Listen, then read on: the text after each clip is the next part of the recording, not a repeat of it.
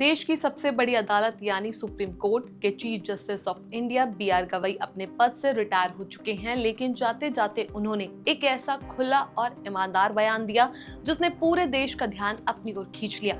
Farewell speech के दौरान CJI Gavai ने अपने कार्यकाल के सबसे बड़े मलाल को बताया और 2 ऐतिहासिक फैसलों का जिक्र किया जिन्हें उन्होंने बेहद सोच समझ कर लिखा था। देश के मुख्य न्यायाधीश का ये संबोधन सिर्फ एक औपचारिक विदाई भाषण नहीं था, बल्कि उस इंसान की आत्मकथा का हिस्सा था जिसने एक छोटे से नगर पालिका स्कूल में जमीन पर बैठकर पढ़ाई की और आज देश की न्यायपालिका व्यवस्था के सबसे ऊंचे पद तक पहुंचे।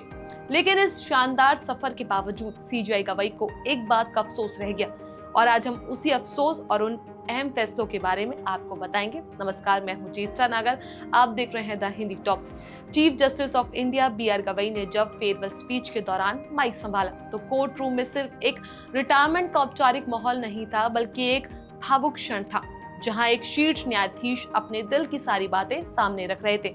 उन्होंने सबसे पहले उस बात का जिक्र किया जिसका मलाल उन्हें आज भी है। उन्होंने साफ कहा कि अपने पूरे कार्यकाल में वह सुप्रीम कोर्ट में एक भी महिला जज की नियुक्ति नहीं करा पाए।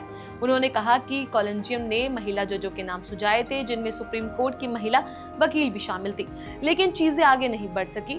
जब वो ये कह रहे थे तब समारोह में जस्टिस बी.वी. नागरत्ना भी मौजूद थी, जो भविष्य में भारत की पहली महिला चीफ जस्टिस बनने वाली है। ये दृश्य अपने आप में एक संदेश था कि बदलाव धीमा हो सकता है, लेकिन होगा जरूर। इसके बाद सीजेआई गवई ने अपने करियर के 2 ऐसे फैसलों का जिक्र किया जिन पर ये बेहद गर्व महसूस करते हैं। पहला फैसला बुलडोजर जस्टिस के खिलाफ था। उन्होंने कहा कि किसी व्यक्ति पर अपराध का आरोप लगने या उसे दोषी करार देने के बाद भी उसके परिवार और माता पिता को सजा नहीं दी जा सकती।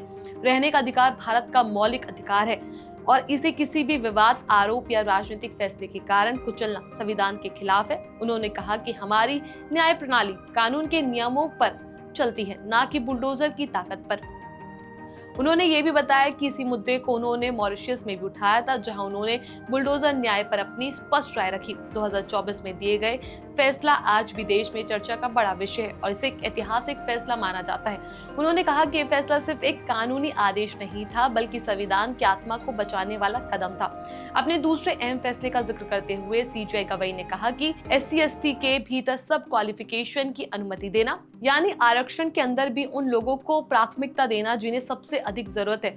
उन्होंने कहा कि यह फैसला न्याय, समानता और सामाजिक सुधार के सिद्धांतों पर आधारित था और उन्होंने इसे लिखने में बहुत सोच विचार किया। उनका मानना है कि आरक्षण का असली मकसद तब पूरा होता है जब वह उन लोगों तक पहुंचे जो वास्तव में पीछे छूट गए हैं। फेयरवेल स्पीच में एक और बात जिसने सभी का दिल छू लिया, वह थी उनकी निजी सफर। उन्होंने बताया कि कैसे एक छोटे से नगर पालिका स्कूल में जमीन पर बैठकर पढ़ने वाला बच्चा आज देश का मुख्य न्यायाधीश बन सका। इसके पीछे उन्होंने 2 कारण बताए, भारत का संविधान और बाबा साहेब अम्बेडकर की सोच। उन्होंने भावुक होकर बताया कि उनके पिता डॉक्टर अम्बेडकर के विचारों का पालन करते थे और बचपन से ही उन्हें विविधता को स्वीकार करने का संस्कार मिला। वह पिता के साथ राजनीतिक कार्यक्रमों में जाते थे। स्पीच में उन्होंने कहा कि वह खुद एक सच्चा सेक्युलर व्यक्ति मानते हैं।